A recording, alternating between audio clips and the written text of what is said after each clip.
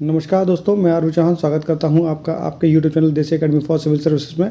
आज हम अपना टेस्ट 5 करेंगे और टेस्ट 5 में हम ज्योग्राफी से आए हुए क्वेश्चंस के बारे में पढ़ेंगे। तो चलिए शुरू करते हैं। हमने आज के टेस्ट का पहला सवाल, हमारा पहला सवाल है कि भारत में निम्नलिखित में भारत का कौन सा राज्य सर्वाधिक लंबी तटरेखा वाला राज्य है। हमारे ऑप्शंस हैं, option A Andhra Pradesh, option B Gujarat, option C Tamil Nadu और ऑप्शन डी केरल। तो इसका सही आंसर हो जाएगा हमारा ऑप्शन बी गुजरात, इसका सही आंसर हो जाएगा। हमने अपने वीडियो में भारत की तटरेखाओं की लंबाई के हिसाब से एक ट्रिक बताई थी और इस ट्रिक का नाम है गोआतम केउ क्रबंगो। ये हमारे ट्रिक है बंगो। इसमें हमने आपको बताया है कि अपने वीडियो में बताया है कि जिसकी लंबाई ये सबसे ज़्यादा है वो पहले लिखा गया और जिसकी लंबाई तटरेखा की लंबाई सबसे कम है वो सबसे अंत में लिखा गया। यानी तटरेखाओं के घटते हुए क्रम में इस ट्रिक को बनाया गया है। गु से हो जाएगा गुजरात, आ से हो जाएगा आंध्र प्रदेश, ता से हो जाएगा तमिलनाडु, म से महाराष्ट्र, के से केरल, उ से उड़ीसा और क्र से कर्नाटक, ब से बंगाल और गो से गोवा हो जाएगा। गोवा हो जाएगा। इसका अर्थ है कि कि हमारे सवाल में अगर गुजरात की जगह तो आंध्र प्रदेश दिया जाता तो आंध्र प्रदेश होता। चलिए अगला प्रश्न देखते हैं कि निम्नलिखित शैल समूहों में कौन भारत में अधिकतम मात्रा में कोयला प्रदान करता है। धारवाड़ समूह, गोंडवाना समूह, विंध्य समूह या टर्सरी समूह। तो इसका सही आंसर हो जाएगा कि गोंडवाना क्रम की चट्टानें जो होती हैं भारत में वह कोयला प्रदान करती हैं। इसके लिए भी हमने एक ट्रिक बताया है और वह ट्रिक है कि आधार कुवे गोंडा दे। यह भारत में चट्टानों के निर्माण के आधार पर यह इस ट्रिक को बनाया गया है और इस ट्रिक से क्या होता है कि भारत में आ से हो जाएगा आधार क्रम की चट्टानें, धार से हो जाएगा धारवाड़ क्रम की चट्टानें, कु से हो जाएगा कोडप्पा क्रम की चट्टानें, वी से हो जाएगा विंध्य क्रम की चट्टानें, गोंडा से हो जाएगा गोंडवाना क्रम की चट्टानें और दे से हो जाएगा दक्कन ट्रैप। अगर पूछा जाए कि भारत में सबसे पहले किस चट्टान का निर्माण हुआ तो वह हो जाएगा आधार क्रम की चट्टानें। यानी सबसे प्राचीन चट्टान भारत में जो पाई जाती है वह है आर्कियन क्रम की चट्टानें। आधार से आप आ को पकड़ेंगे और आ से होता है आर्कियन क्रम की चट्टानें हो जाता है। और सबसे नवीन चट्टान कौन सी है तो हमारी सबसे नवीन चट्टान है दे से दक्कन ट्रैप। इसमें निर्माण के आधार पर ही इस ट्रिक का निर्माण किया गया है, आधार कुविगोंडा दे। अगला प्रश्न देखते हैं। हमारा अगला प्रश्न है निम्नलिखित राज्य या केंद्र शासित राज्यों में जारवा जनजाति का निवास स्थान कहाँ पर है। अरुणाचल प्रदेश, लक्षद्वीप, छत्तीसगढ़, अंडमान और निकोबार। तो इसका सही आंसर हो जाएगा अंडमान और निकोबार हो जाएगा। अगला प्रश्न देखते हैं हम। निम्नलिखित में से किस राज्य से कर्क रेखा नहीं गुजरती है। त्रिपुरा, छत्तीसगढ़, मणिपुर, मिजोरम। इसके लिए हमने एक ट्रिक बनाई है मित्र पर गमछा झार। इस ट्रिक में से वही राज्यों को शामिल किया गया है जिनसे होकर कर्क रेखा गुजरती है। मि से हो जाएगा मिजोरम, तो मिजोरम इसमें दिया गया है, यहाँ से कर्क रेखा होकर गुजरती है। त्रा से हो जाएगा त्रिपुरा भी इसमें दिया गया है जहाँ से होकर कर्क रेखा गुजरती है। पा से हो जाएगा पश्चिम बंगाल, रा से हो जाएगा राजस्थान, ग से हो जाएगा गुजरात, म से मध्य प्रदेश, छ से छत्तीसगढ़ भी इसमें दिया गया। तो बचा क्या मणिपुर एक ऐसा राज्य है जहां से होकर कर्क रेखा नहीं गुजरती है। झार से हो जाएगा झारखंड। यानी कुल 8 राज्यों से होकर कर्क रेखा गुजरती है और वे 8 राज्यों की ट्रिक कौन सी है, मित्र पर गमछा झार। इसलिए इस ट्रिक को याद करेंगे तो इस ट्रिक से कभी भी आपका क्वेश्चन गलत नहीं होगा क्योंकि यूपी में पूछे जाने वाला सबसे फेवरेट क्वेश्चन है। चलिए अगला प्रश्न देखते हैं। कुमाऊं हिमालय निम्नलिखित में से किन 2 नदियों के बीच स्थित है। सिंधु और सतलज, काली और तीस्ता, सतलज और काली, तीस्ता और ब्रह्मपुत्र। इसके लिए हमने अपनी वीडियो में एक ट्रिक बताई है कि SIP यानी सिंधु से सतलज से इंडस नदी के बीच के हिमालय को पंजाब हिमालय कहा जाता है। पंजाब हिमालय कहते हैं। उसके बाद आता है सिंधु से S2K यानी सिंधु से लेके काली नदी के बीच के हिमालय को कुमाऊं हिमालय कहते हैं। उसके बाद आता है कतन KTN यानी काली नदी से तीस्ता नदी के बीच के हिमालय को नेपाल हिमालय कहा जाता है। उसके बाद आता है ब्रह्मपुत्र और तीस्ता नदी के बीच के हिमालय को असम हिमालय कहते हैं। तो अब इनमें देखते हैं सिंधु और सतलज के बीच के हिमालय को क्या कहते हैं हम, पंजाब हिमालय कहा जाता है, पंजाब हिमालय कहते हैं। सतलज और काली नदी के बीच के हिमालय को कुमाऊं हिमालय कहते हैं, कुमाऊं हिमालय कहते हैं। काली और तीस्ता नदी के बीच के हिमालय को नेपाल हिमालय कहते हैं, नेपाल हिमालय कहते हैं। तीस्ता और ब्रह्मपुत्र नदी के बीच के हिमालय को असम हिमालय कहते हैं। तो इसमें पूछा गया कुमाऊं हिमालय किसे कहते हैं, तो इसका सही आंसर हो जाएगा सतलज और काली नदी के बीच में जो हिमालय में पाया जाता है, विस्तृत है, उस हिमालय को कहते हैं, क्या कहते हैं, कुमाऊं हिमालय कहते हैं। चलिए अगला प्रश्न देखते हैं हम। हमारा अगला प्रश्न है कि चित्रकूट जलप्रपात निम्नलिखित में से किस नदी पर है। ऑप्शन है यमुना नदी पर, मंदाकिनी नदी पर, इंद्रावती नदी पर, नर्मदा नदी पर। तो इसका सही आंसर है इंद्रावती नदी पर। छत्तीसगढ़ के बस्तर जिले में इंद्रावती नदी पर चित्रकूट जलप्रपात स्थित है। अगला प्रश्न देखते हैं। हमारा अगला प्रश्न है निम्नलिखित भारत की नदियों में कौन कर्क रेखा को 2 बार पार करती है। माही नदी, चंबल नदी, नर्मदा नदी या उपर्युक्त में से कोई नहीं। इसका आंसर है कि हमने अपने नदियों वाले वीडियो में बताया था कि इसका आंसर होगा माही नदी। माही नदी भारत की एकमात्र ऐसी नदी है जो कर्क रेखा को 2 बार काटती है। अगला प्रश्न देखते हैं। हमारा अगला प्रश्न है कि भारत में मानसून की उत्पत्ति निम्नलिखित में से किसके द्वारा होती है। निम्नलिखित में से किसके द्वारा होती है। दक्षिण पश्चिम पवनों द्वारा, दक्षिण पूर्व पवन द्वारा, उत्तर पूर्व पवन द्वारा या उत्तर पश्चिम पवन द्वारा। दक्षिण पश्चिम पवन द्वारा जो होती है वह मानसून की उत्पत्ति होती है, और उत्तर पूर्व का जो पवन होता है उसे लौटता हुआ मानसून कहते हैं। क्या कहते हैं, उसे लौटता हुआ मानसून कहा जाता है, जिससे सर्दियों के दिनों में बारिश होती है। और लौटते हुए मानसून से सर्वाधिक बारिश जो ग्रहण करता है वह तमिलनाडु ग्रहण करता है। नीली क्रांति निम्नलिखित में से संबंधित है। खाद्यान्न उत्पादन से, तिलहन उत्पादन से, मछली उत्पादन से, दुग्ध उत्पादन से। इसका सही आंसर है ऑप्शन सी, मछली उत्पादन से। खाद्यान्न उत्पादन के लिए जो किया गया था वो था ग्रीन रेवोल्यूशन, जिसे हरी क्रांति कहा जाता है, हरी क्रांति कहा जाता है। तिलहन उत्पादन के लिए पीली क्रांति यानी येलो रेवोल्यूशन किया गया था, और दुग्ध उत्पादन के लिए श्वेत क्रांति यानी सफ़ेद क्रांति कहा गया है, यानी व्हाइट रेवोल्यूशन किया गया था। ऑपरेशन फ्लड दुग्ध उत्पादन से ही संबंधित है। हमारा अगला प्रश्न है कि भारत के निम्नलिखित नगरों में से किस में देश का प्रथम कृत्रिम रबड़ संयंत्र स्थापित किया गया। पानीपत, सोनीपत, चंडीगढ़ या लखनऊ। इसका सही आंसर हो जाएगा ऑप्शन ए, पानीपत। अगला प्रश्न देखते हैं। तुलबुल परियोजना किस नदी पर स्थित है। तुलबुल परियोजना ऑप्शन है सतलज, झेलम, रावी, व्यास। इसका सही आंसर हो जाएगा तुलबुल परियोजना झेलम पर स्थित है। तो तुलबुल परियोजना को आप झुलबुल परियोजना करके याद करेंगे तो आपको आसानी से याद हो जाएगा, झू से हो जाएगा झेलम नदी। अगला प्रश्न है हमारा कि भारत में सबसे बड़ी तेल शोधनशाला कहाँ पर है। जामनगर, पारादीप, डिगबोई या तातीपाका। तो इसका सही आंसर हो जाएगा जामनगर। यह रिलायंस की सबसे बड़ी है, रिलायंस की रिफाइनरी है, और यह भारत की सबसे बड़ी तेल शोधनशाला यानी ऑयल रिफाइनरी है। अगला प्रश्न देखते हैं कि सूची 1 को सूची 2 से सम्मिलित कीजिए और नीचे दिए गए कूट से सही उत्तर का चयन करिए।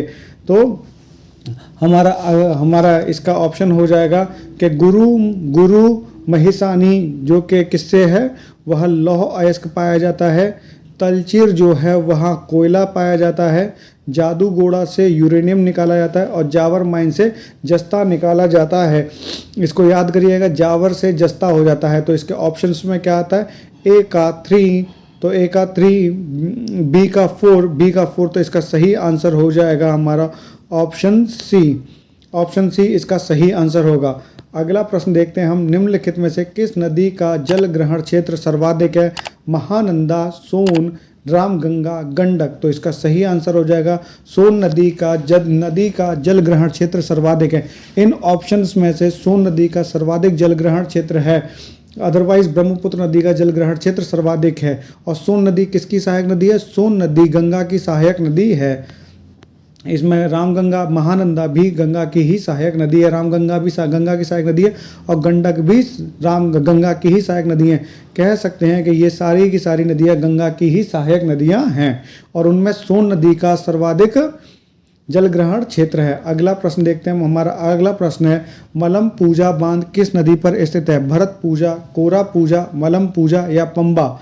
तो जो बांध दिया गया है और वही नदी दी गई है तो वही इसका आंसर हो जाएगा, यानी मलम पूजा बांध मलम पूजा नदी पर ही स्थित है या उस पर बनाया गया है। हमारा अगला प्रश्न है चेरुथानी बांध किस नदी पर स्थित है? चेरुथानी बांध पेरियार नदी पर, पंपा नदी पर, भवानी नदी पर या काबिनी नदी पर स्थित है? तो इसका सही आंसर हो जाएगा कि चेरुथानी बांध पेरियार नदी पर स्थित है। हमारा अगला प्रश्न है चित्रकूट जलप्रपात किस जिले में अवस्थित है? चित्रकूट जलप्रपात, चित्रकूट ऑप्शंस हैं चित्रकूट, बस्तर, जबलपुर या बांदा। तो इसका सही आंसर है कि ऑप्शन बी बस्तर, यानी छत्तीसगढ़ के बस्तर जिले में चित्रकूट जलप्रपात स्थित है। वो भी किस नदी पर? इंद्रावती नदी पर स्थित है। अभी थोड़ी देर पहले इसी के बारे में पूछा गया था, तो इंद्रावती नदी पर स्थित है। चलिए देखते हैं हम अपना अगला प्रश्न। हमारा अगला प्रश्न है निम्नलिखित में से किस फसल की रोपाई की जाती है? सरसों, धान, गेहूं, मक्का। तो इसका सही आंसर हो जाएगा धान की रोपाई की जाती है। हमारा अगला प्रश्न है सिंगरौली जल विद्युत परियोजना अवस्थित है? मध्य प्रदेश, बिहार, छत्तीसगढ़, उत्तर प्रदेश। इसका सही आंसर है उत्तर प्रदेश के सोनभद्र जिले में सिंगरौली जल विद्युत परियोजना अवस्थित है। हमारा अगला प्रश्न है निम्नलिखित में से किस राज्य में काली मिर्च और इलायची का उत्पादन होता है? असम, जम्मू कश्मीर, हिमाचल प्रदेश, केरल। तो इसका सही आंसर हो जाएगा केरल में काली मिर्च और इलायची का उत्पादन होता है। हमारा अगला प्रश्न है निम्नलिखित में से कौन सुमेलित नहीं है? सोना कोलार माइन से निकाला जाता है, कोयला झरिया खान से निकाला जाता है, लौह अयस्क या गुंटूर नहीं, यह उड़ीसा से निकाला जाता है। उड़ीसा के क्योंझार माइन से निकाला जाता है, तो यही हमारा सुमेलित नहीं है। हीरा पन्ना की खान से निकाला जाता है। बाकी तीनों सुमेलित हैं, बस लौह अयस्क वाला सुमेलित नहीं है, क्योंकि लौह अयस्क कर्नाटक के गुंटूर से नहीं बल्कि उड़ीसा के क्योंझार से निकाला जाता है। हमारा अगला प्रश्न है निम्नलिखित में कहाँ लिग्नाइट के प्रमुख भंडार नहीं है? गुजरात, पश्चिम बंगाल, झारखंड, पुदुचेरी। तो इसका सही आंसर हो जाएगा ऑप्शन सी झारखंड में लिग्नाइट प्रकार के कोयले के भंडार नहीं पाए जाते हैं। और कोयले के भंडार किस क्रम की चट्टानों में पाए जाते हैं? गोंडवाना क्रम की चट्टानों में पाए जाते हैं। हमारा अगला प्रश्न है पृथ्वी की सतह का वह भाग जिस पर भूकंपीय तरंगों को सर्वप्रथम रिकॉर्ड किया जाता है कहलाता है? भूकंप मूल, अधिकेंद्र, सिस्मोसाइट, उपरोक्त में से कोई नहीं। तो इसका सही आंसर हो जाएगा ऑप्शन बी अधिकेंद्र। हमारा अगला प्रश्न है कि भारत में तटीय राज्यों की संख्या कितनी है? Option A 6, option B 7, option C 8, option D 9। तो इसका सही आंसर हो जाएगा ऑप्शन 9। और उसका ट्रिक भी हमने बता दिया अभी पहले ही क्वेश्चन में आपको बताया था। गो आतम केऊ क्रबंगो तटरेखा की लंबाई के हिसाब से बताया था, तो कितने हो जाएंगे? 1 2 3 4 5 6 7 8 9। ये 9 हो जाएगा। तटीय राज्य हैं 9। भारत में 9 राज्यों की संख्या 9 राज्य हैं जो तटीय रेखा समुद्र के साथ बनाते हैं। और गु से गुजरात हो जाएगा, आ से आंध्र प्रदेश, ता से तमिलनाडु, मा से महाराष्ट्र, के से केरल, उ से उड़ीसा, क्र से कर्नाटक, ब से बंगाल और गो से गोवा हो जाएगा। गुजरात की तटरेखा सबसे लंबी है, गोवा की तटरेखा सबसे कम है और यह घटते हुए क्रम में है। चलिए अगला प्रश्न देखते हैं। हमारा अगला प्रश्न है भारत के निम्नलिखित किन राज्यों में थारू जनजाति निवास करती है? बिहार तथा मध्य प्रदेश, झारखंड तथा बिहार, छत्तीसगढ़ तथा हिमाचल प्रदेश, उत्तराखंड तथा उत्तर प्रदेश। इसका सही आंसर है ऑप्शन डी उत्तराखंड तथा उत्तर प्रदेश। हमारा अगला प्रश्न है दुलस्ती बांध किस नदी पर स्थित है? Option A Chenab, option B Chambal, option C Tapi, option D Tawa. तो इसका सही आंसर हो जाएगा चिनाब नदी। दुलस्ती को चुलहस्ती नाम से याद करिए तो आपको ये कभी भी भूलने में नहीं आएगा, क्योंकि चू से चिनाब रिवर हो जाता है। जैसे हमने तुलबुल के बारे में बताया था कि तुलबुल को क्या करके याद करिए? झुलबुल करके याद करिए, तो याद रहेगा आपको कि झुलबुल क्या होगा? झा से क्या हो जाएगा? झेलम हो जाएगा। तो जो तुलबुल बांध है वह किस नदी पर बनाया गया? झेलम नदी पर बनाया गया। उसी प्रकार से दुलस्ती बांध चिनाब नदी पर बनाया गया है। गांधी सागर बांध किस नदी पर बनाया गया? Option A Chenab, option B Chambal, option C Tapi, option D Tawa नदी पर। तो यह बनाया गया है चंबल नदी, ऑप्शन बी चंबल नदी पर बनाया गया है। चंबल नदी पर 3 बांध प्रमुख हैं। एक है गांधी सागर बांध, एक है राणा सागर बांध और एक है जवाहर सागर बांध। इसमें से जो गांधी सागर बांध है उसे जैसे एमपी होता है उसी तरीके से एमजी है, यानी गांधी सागर बांध कहाँ पर है, मध्य प्रदेश में है। शेष दो राणा प्रताप सागर और जवाहर सागर बांध जो हैं वह राजस्थान में स्थित हैं, राजस्थान में बनाए गए हैं। और किस नदी पर, चंबल नदी पर बनाए गए हैं। हमारा अगला प्रश्न है उकाई बांध किस नदी पर स्थित है। Option A Chenab, option B Chambal, option C Tapi, option D Tawa नदी पर। तो इसका सही आंसर हो जाएगा तापी नदी पर बनाया गया है। उकाई बांध किस नदी पर बनाया गया है, तापी नदी पर। उकाई को भी चनाब की तरह से याद करिएगा, उकाई को तकाई करके याद करिएगा, तो तकाई वर्ग करके याद करिएगा तो ता से हो जाएगा तापी नदी हो जाएगा। इस तरीके से आपको बांधों और नदियों के जो भी याद करते हैं आप उसमें किसी प्रकार का कोई भी कंफ्यूजन पैदा नहीं होगा और आपका क्वेश्चन कभी भी गलत नहीं होगा। हमारा अगला प्रश्न है, ये सवाल पूछा गया है कि तवा, ये सारे प्रश्न पिछले सालों में पूछे गए हैं। तवा बांध किस नदी पर बनाया गया है। ऑप्शन ए चिनाब नदी, ऑप्शन बी चंबल नदी, ऑप्शन सी तापी नदी, ऑप्शन डी तवा नदी। तो तवा बांध तवा नदी पर ही बनाया गया है और इसका आंसर ऑप्शन डी तवा नदी हो जाएगा। हमारा अगला प्रश्न है, निम्नलिखित में से कौन सा शैल समूह भारत में धात्विक खनिजों का प्रमुख स्रोत है। टर्शियरी समूह, विंध्य समूह, गोंडवाना समूह, धारवाड़ समूह। इसका सही आंसर होगा ऑप्शन डी धारवाड़ समूह। और इसके लिए हमने ट्रिक बताई थी, आधार कुविगोंडा दे, कुविगोंडा दे, गोंडा दे, जिसमें गोंडवाना क्रम की चट्टानों में क्या मिलता है, कोयला मिलता है। और धारवाड़ क्रम की चट्टानों में क्या मिलता है, धात्विक खनिज मिलते हैं, धात्विक खनिज मिलते हैं। और आर्किन क्रम की चट्टानें भारत की सबसे प्राचीन चट्टानें हैं और विंध्य क्रम की चट्टानों में भवन निर्माण सामग्री से संबंधित चीज़ें मिलती हैं। अगला देखते हैं, भारतीय वन सर्वेक्षण की रिपोर्ट के अनुसार भारत के निम्नलिखित में से किस राज्य में भौगोलिक क्षेत्रफल का सर्वाधिक प्रतिशत वन पाया जाता है, सर्वाधिक प्रतिशत वन पाया जाता है। ऑप्शन है मणिपुर, मेघालय, मिजोरम, नागालैंड। इसका सही आंसर हो जाएगा ऑप्शन सी मिजोरम। हमारा अगला प्रश्न है, निम्नलिखित में से उत्तर प्रदेश के किस जिले में मार मृदा पाई जाती है। मार मृदा पाई जाती है कानपुर, प्रतापगढ़, सीतापुर, झांसी। तो इसका सही आंसर हो जाएगा ऑप्शन डी झांसी जिले में मार मृदा पाई जाती है। हमारा अगला प्रश्न है कि भारत में फसलों की बुवाई के अंतर्गत शुद्ध क्षेत्रफल लगभग कितना है। वह है option A 12 crore hectare, option B 16 crore hectare, option C 14 crore hectare, option D 17 crore hectare. तो इसका सही आंसर हो जाएगा 14 करोड़ हेक्टेयर। हमारा अगला प्रश्न है, राष्ट्रीय वन नीति 1952 के अनुसार निम्नलिखित में से कौन सा वन का संवर्ग नहीं है, यानी वन को किसमें वन को शामिल नहीं किया जाता है। तो हमारे ऑप्शन हैं राष्ट्रीय वन, राष्ट्रीय उद्यान, संरक्षित वन, ग्राम वन। तो इसमें शामिल नहीं किया था ऑप्शन बी राष्ट्रीय उद्यान, यानी नेशनल पार्क्स को वनों की कैटेगरी में शामिल नहीं किया जाता है। हमारा अगला प्रश्न है, कोयला मंत्रालय की रिपोर्ट के अनुसार निम्नलिखित राज्यों के प्रमाणित कोयला भंडार की दृष्टि से सही अवरोही क्रम कौन सा है।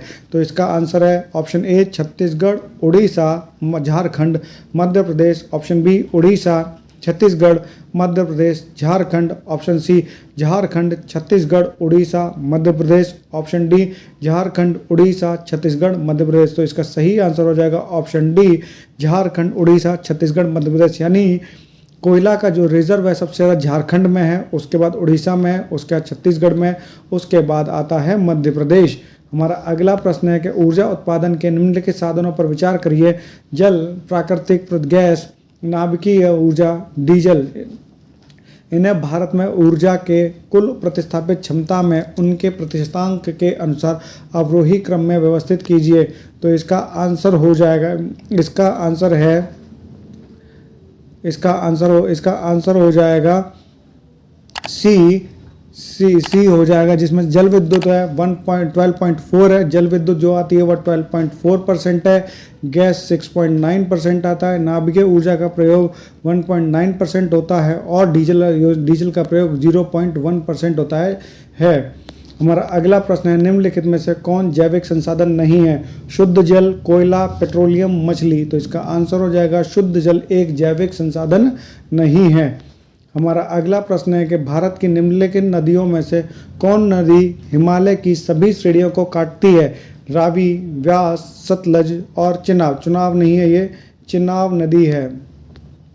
ये है चिनाब नदी। तो इस प्रश्न का राइट आंसर हो जाएगा ऑप्शन सी, सतलज नदी हिमालय की सभी श्रेणियों को काट कर आती है। वे कौन कौन सी है?